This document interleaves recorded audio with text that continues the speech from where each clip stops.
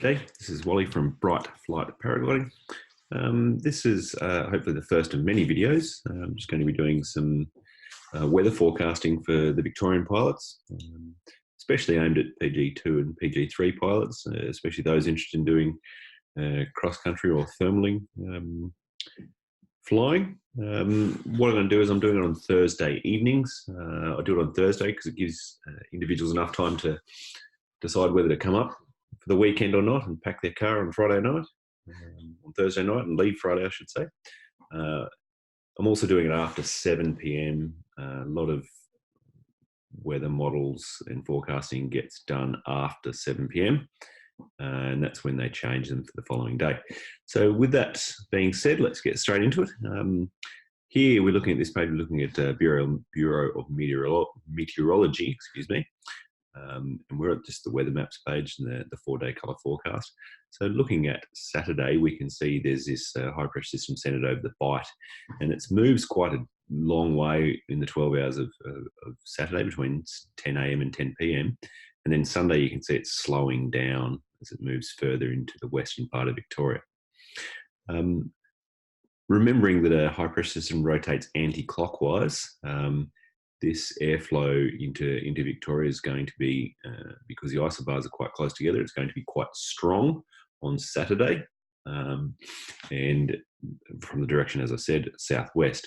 When we get a southwesterly airflow in Victoria, the air is obviously coming off the ocean, and the Southern Ocean at that, so it's quite cold air. It's what we call maritime air. And once this air hits land and it starts moving north, and especially northeast into the mountains, then that air is being pushed up. As that air is pushed up, it rises, and because it's laden with moisture, it's maritime air, it's going to form a lot of clouds. So we're going to expect to see a lot of clouds this weekend.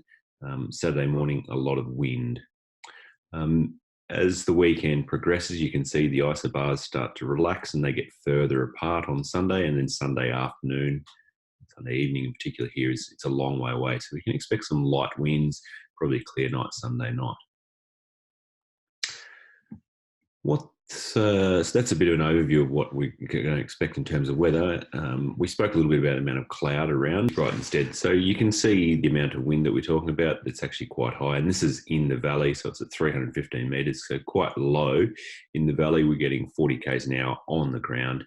That is just not a flyable day for mountain flying. So Saturday is somewhat a write-off, and as I said, you can see a lot of cloud. We're actually expecting isolated showers around the place. If we move on to Sunday, obviously the wind is just lightening a little bit, especially in the morning. It'll also lighten late in the afternoon. You'd probably expect a little less wind than this, but we'll see what we get. But still plenty of clouds, and you can see in the afternoon the high pressure system starting to come overhead, and that's why it's starting to sunny up even a little more late Sunday. So just quickly, Meteo Blue, I use that for a general overview of the weather. I look at the synoptic first and go to Meteo Blue. I use Windy specifically for wind. Windy's great for that. The nice thing about Windy is we can adjust the timeline down here. We can also adjust the altitude. So I've got it set at 900 metres above sea level, which is about the flying height, or the launch site height. It's pretty common around here. This is pretty well mystic itself. You can see at 9 o'clock in the morning, it's very west already. Even a little further north of us, that wind is going to strengthen greatly. Even up here, it's 14 knots, and that's just at the, in the Cancuna Valley there, which is only 5-10 k's north of Bright. So Saturday is going to be, as I said, going to be very windy and not really flyable anywhere in the state, actually. When we look, if I zoom out, you can see there's just a whole lot of wind, gale force out in the ocean. We'll be getting up around 40 knots there quite easily. Easily 40 knots in places. Even around Bright is actually some of the lightest areas around, but still unflyable. Moving on to Sunday, things start to lighten a bit for us, especially in the mountains. By about thermic time, about 11 o'clock, it's again at 900 metres. We've got a southwesterly airflow. With a southwest around here, when it's quite truly from the southwest and it stays consistently, then my pick of the place to fly is Mount Emu, which is in here. It's a little firm, but it'll be flyable, especially for more experienced pilots. Those less experienced pilots, I'd be a little cautious with that, but something to think about, something to observe.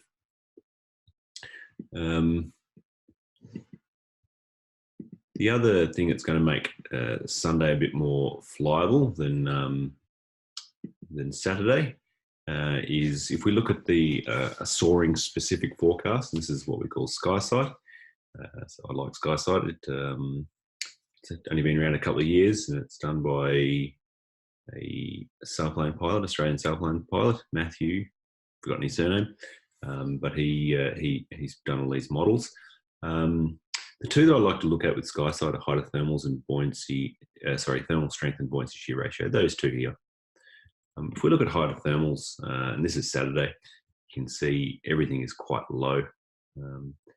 We'll fast forward to Sunday because that's the day that I said that it's probably more likely to be flyable around Mount Emu.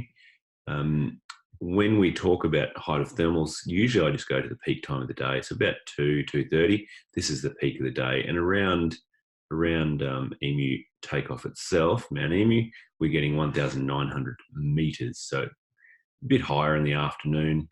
Obviously 1,650, a little ways down the ridge, but that's a very usable height at Mount Emu. Obviously, it won't be on until late, or won't be high until late. If we look at the strength of the thermals, we can see we're getting nice, strong 2.5 to 3 meter thermals up and down this ridge in the afternoon, even at probably a better thermic time, 1 o'clock, 1:30. It's still very strong. 3 meter climbs are more than enough in a paraglider.